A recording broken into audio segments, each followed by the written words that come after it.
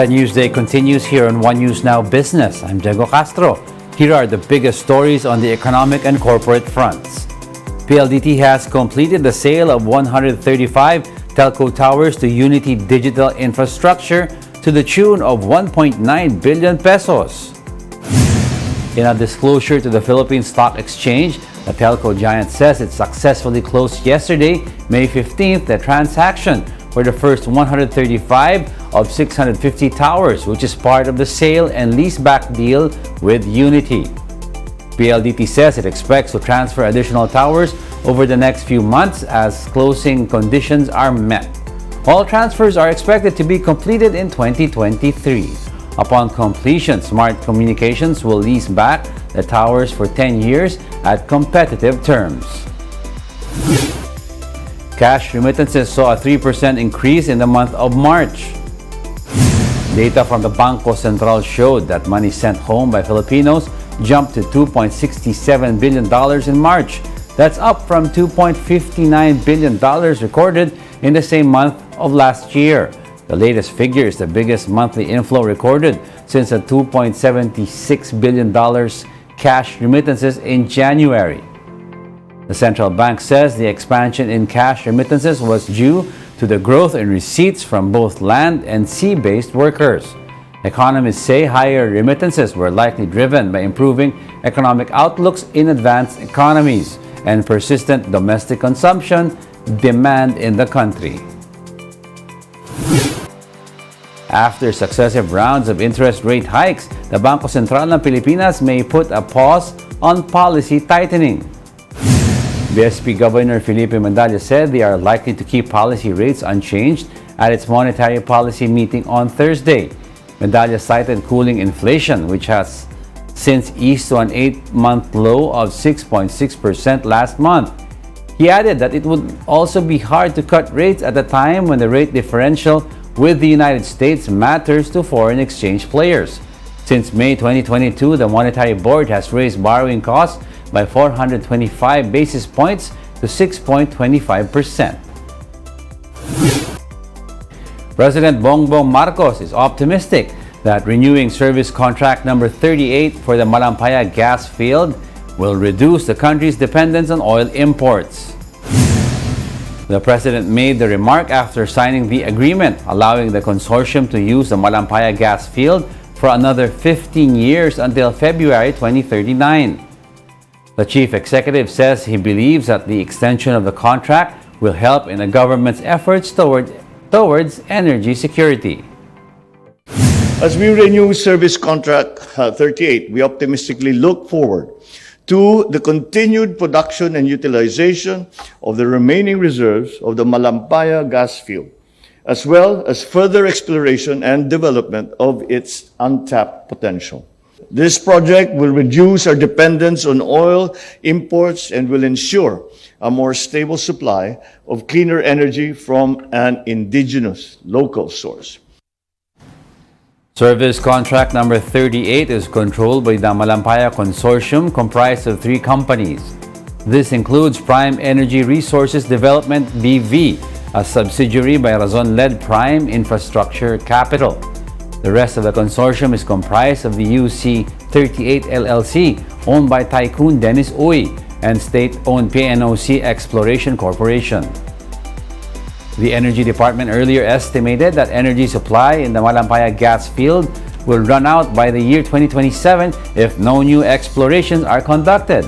The Malampaya gas field supplies energy to 5 power plants, which make up 20% of the country's total energy requirements. The agency, however, is confident that the consortium will be able to explore and utilize the remaining energy supply in the area, as it is obligated to carry out new explorations under the contract renewal.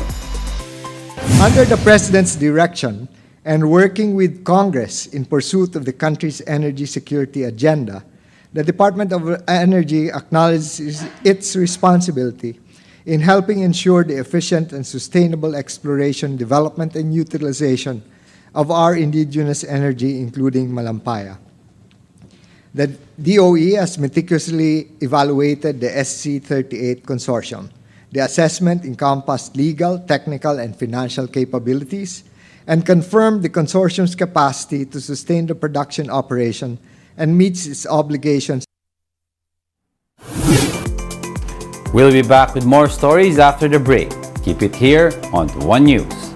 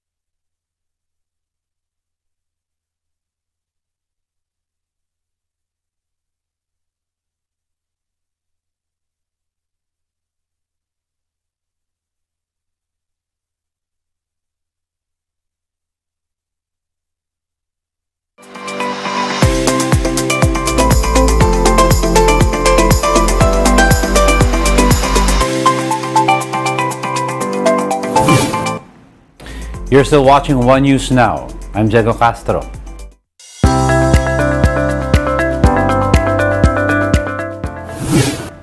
The Philippine Competition Commission has imposed a fresh 9 million peso fine on Grab Philippines.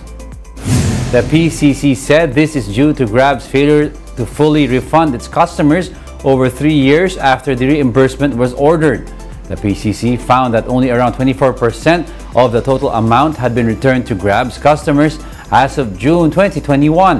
In 2018, the PCC cleared Grab's acquisition of Uber after the former committed to address competition concerns raised by the agency. The PCC noted that the latest fine is on top of the 63.7 million in penalties that it had previously imposed on the company. Grab Philippines said it is surprised at the PCC's decision, noting that they have been proactively engaging with the agency. The company added that remains committed to addressing the unclaimed fees.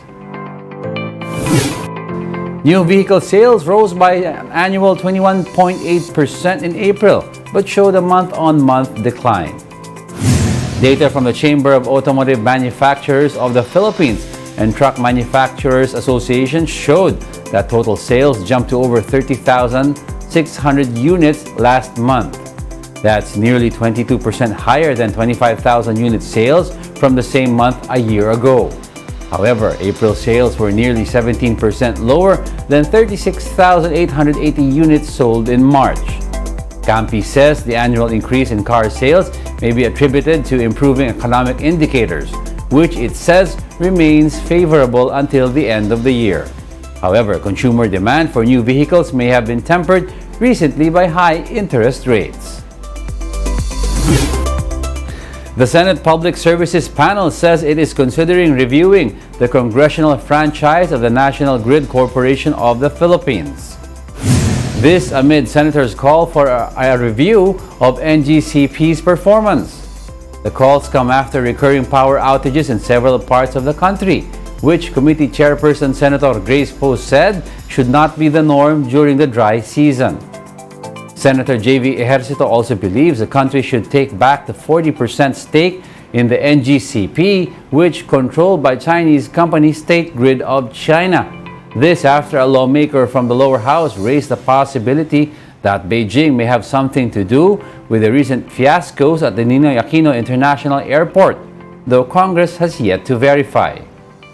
The National Grid Corporation, since it's the backbone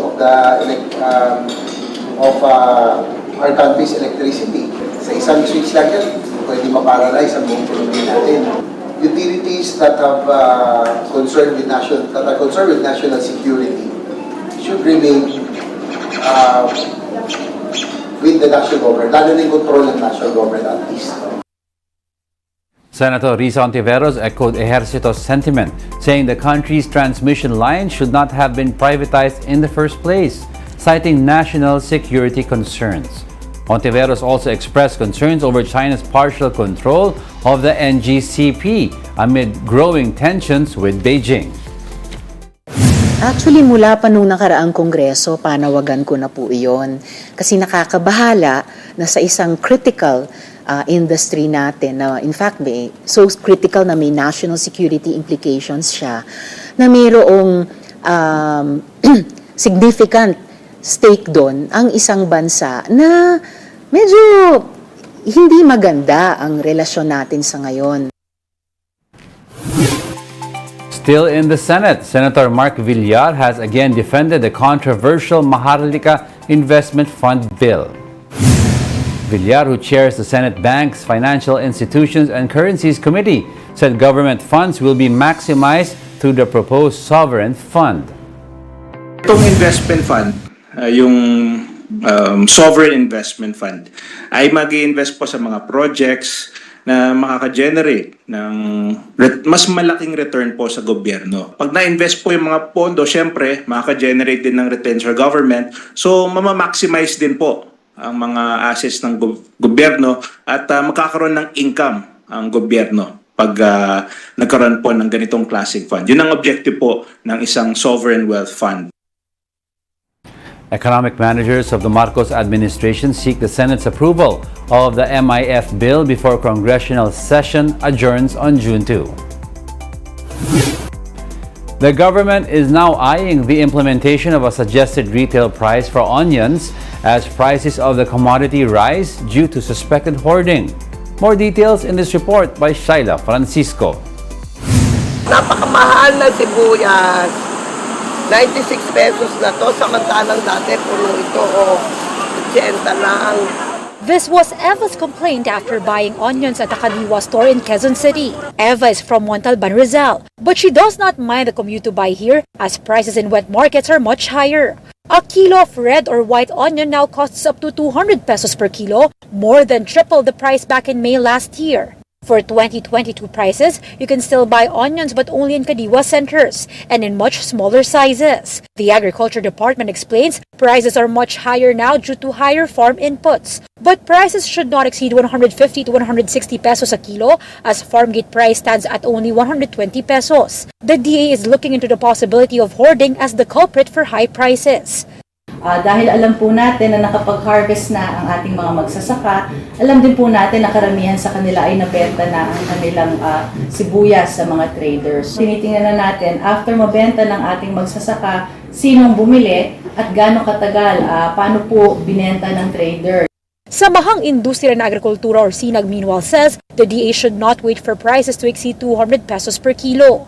Pag lumagpas pa yan sa 200, hindi na farmer definitely ang kumikita, kundi yung ibang nasa value chain ng onion industry.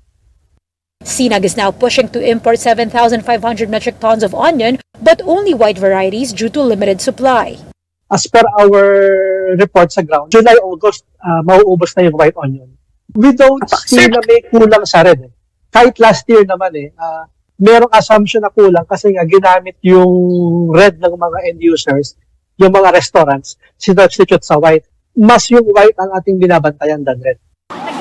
The DA will meet stakeholders to discuss issues hounding the industry, including the possible importation and the imposition of suggested retail price. Shaila Francisco, we are One News. President Bongbong Marcos has approved the importation of up to 150,000 metric tons of sugar. This is following the recommendation of the Sugar Regulatory Administration to stabilize the price and boost the country's stock of the commodity. The SRA also noted the additional importation is needed to cover this year's sugar demand.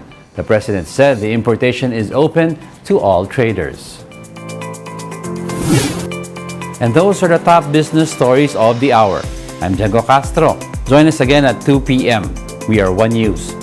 All sides, all the time.